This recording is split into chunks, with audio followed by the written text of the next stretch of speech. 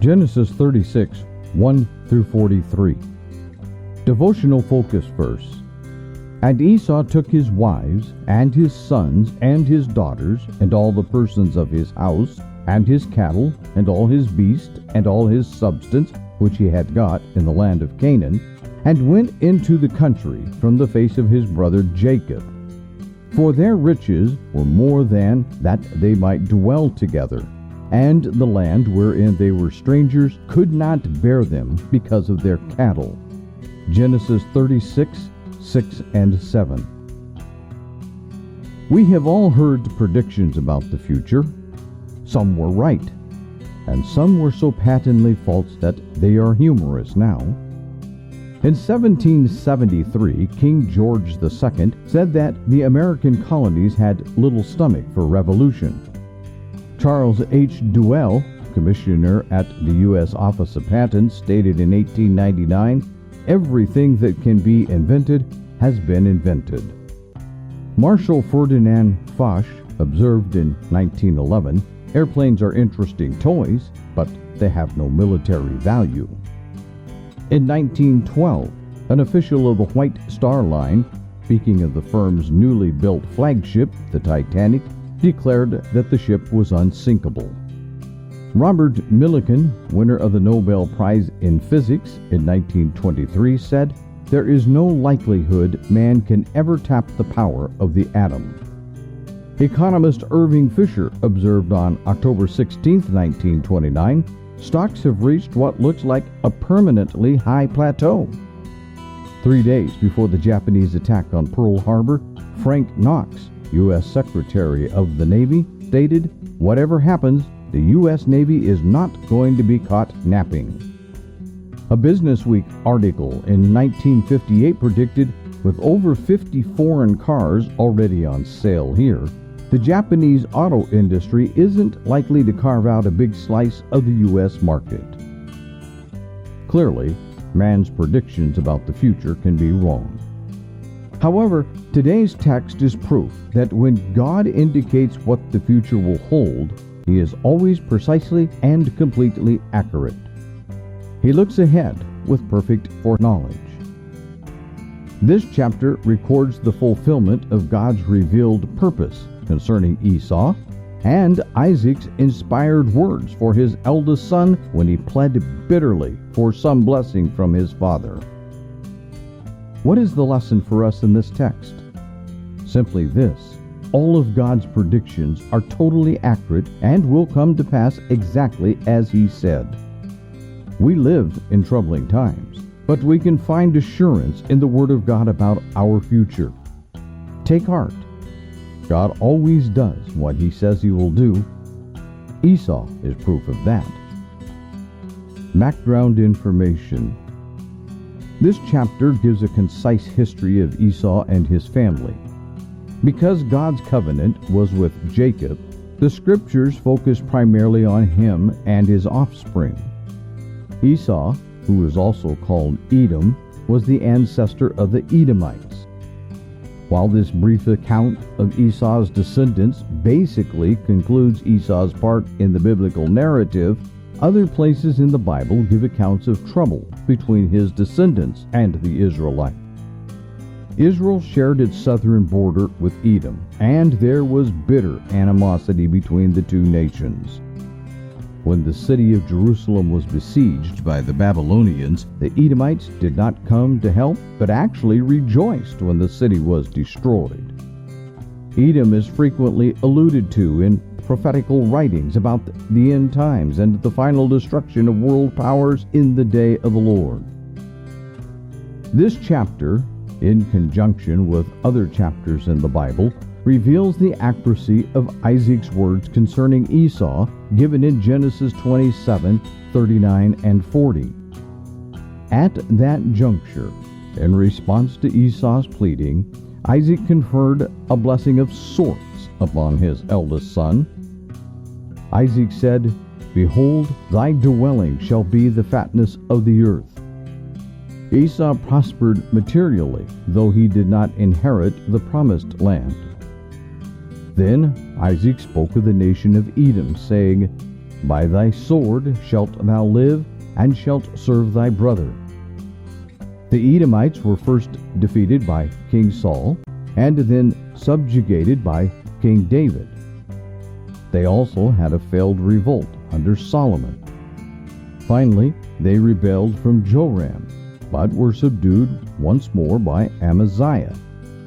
In the concluding words of Isaac's blessing, he predicted that eventually, "Thou shalt break his yoke from off thy neck." This took place in the time of Jehoram, and again under Ahaz. So the words of Isaac to his 2 sons were fulfilled. 6 lists make up chapter 36, beginning in verses 1 through 8, with the wives of Esau and their respective sons. Both Jacob and Esau were wealthy, with enough livestock that it was necessary for them to separate. Esau moved to Mount Seir, which was also called Edom. This was the land that was on the east side and to the south of the Dead Sea. In some places it is 3,000 feet high, and much of it is rocky. However, it includes some land that can be cultivated, and this was probably where the majority of the population resided. Verses 9 through 14 list the sons and also the grandsons of Esau. One grandson was named Amalek, and his posterity became a fierce enemy of the Israelites. In time, Esau's descendants formed clans that were headed by dukes. The Horites lived in Edom before Esau's family arrived. The meaning of the word Horite is cave dweller, which probably indicates that their ancestors made their homes in caves. The 5th list, in verses 31 through 39, is of the kings of Edom. These kings were elected, no doubt for their leadership ability, rather than inheriting the position. Some Bible historians believe the phrase, "before there reigned any king over the children of Israel," was added as an editorial comment long after Moses first wrote Genesis. Other scholars feel that since there is no reference to the death of Hadar, the final king listed in verse 39, he may have been the king of the Edomites at the time of Moses. The final list of this chapter, verses 40 through 43, connects the dukes of Edom to the geographical locations where they settled. Conclusion: those who anchor their trust in God will find that He always does what He said He would do. Genesis chapter 36. Now these are the generations of Esau, who is Edom. Esau took his wives of the daughters of Canaan, Adah the daughter of Elon the Hittite, and Aholibamah the daughter of Anna the daughter of Zibeon the Hivite. And Bashemath Ishmael's daughter, sister of Nebaioth. And Adah bare to Esau Eliphaz, and Bashemath bare Ruel. And Aholibamah bare Jeush, and Halam, and Korah. These are the sons of Esau, which were born unto him in the land of Canaan. And Esau took his wives, and his sons, and his daughters, and all the persons of his house, and his cattle, and all his beasts, and all his substance, which he had got in the land of Canaan, and went into the country from the face of his brother Jacob. For their riches were more than that they might dwell together, and the land wherein they were strangers could not bear them because of their cattle. Thus dwelt Esau in Mount Seir. Esau is Edom. And these are the generations of Esau the father of the Edomites in Mount Seir. These are the names of Esau's sons: Eliphaz the son of Adah the wife of Esau, Ruel the son of Bashemath the wife of Esau. And the sons of Eliphaz were Timon, Omar, Zepho, and Gatam, and Kenaz. And Timnah was concubine to Eliphaz Esau's son, and she bare to Eliphaz Amalek. These were the sons of Adah Esau's wife. And these are the sons of Ruel, Nahath, and Zerah, Shammah, and Mizah. These were the sons of Bashemath Esau's wife. And these were the sons of Aholibamah, the daughter of Anna the daughter of Zibeon, Esau's wife, and she bare to Esau Jeush, and Halam, and Korah. These were dukes of the sons of Esau, the sons of Eliphaz the firstborn son of Esau, Duke Timon, Duke Omar, Duke Zepho, Duke Kenaz, Duke Korah, Duke Gotham, and Duke Amalek. These are the dukes that came of Eliphaz in the land of Edom. These were the sons of Adah. And these are the sons of Ruel Esau's son, Duke Nahath, Duke Zerah, Duke Shammah, Duke Mizah. These are the dukes that came of Ruel in the land of Edom. These are the sons of Bashemath Esau's wife.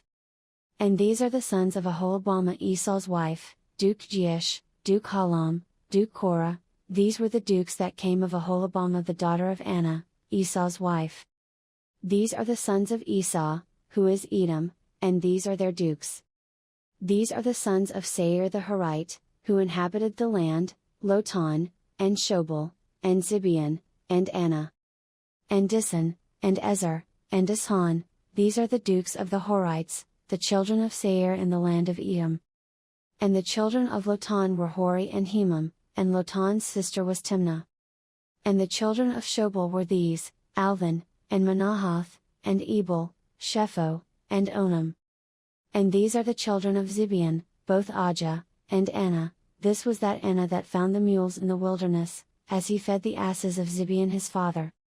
And the children of Anna were these, Dissan, and Aholibamah the daughter of Anna. And these are the children of Dissan, Hemdan, and Eshban, and Ithran, and Sharon. The children of Ezer are these, Bilhan, and Zavan, and Akan. The children of Dishan are these, Uz, and Aaron.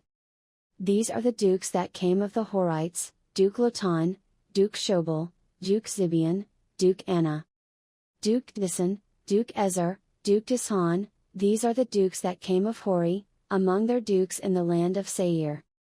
And these are the kings that reigned in the land of Edom, before there reigned any king over the children of Israel. And Bela the son of Beor reigned in Edom, and the name of his city was Dinhabah. And Bela died, and Jobab the son of Zerah of Basra reigned in his stead. And Jobab died, and Husham of the land of Temani reigned in his stead. And Husham died, and Hadad the son of Bedad, who smote Midian in the field of Moab, reigned in his stead, and the name of his city was Avith. And Hadad died, and Samlah of Masrekah reigned in his stead. And Samlah died, and Saul of Rehoboth by the river reigned in his stead. And Saul died, and Balanan the son of Achbor reigned in his stead. And Balanan the son of Achbor died, and Hadar reigned in his stead, and the name of his city was Pau, and his wife's name was Mehetabel, the daughter of Matred, the daughter of Mizahab. And these are the names of the dukes that came of Esau, according to their families, after their places, by their names, Duke Timnah, Duke Alvah, Duke Jetheth, Duke Aholibamah, Duke Elah, Duke Pinon, Duke Kenaz, Duke Timon, Duke Mibzar, Duke Magdiel, Duke Iram. These be the dukes of Edom, according to their habitations in the land of their possession. He is Esau the father of the Edomites.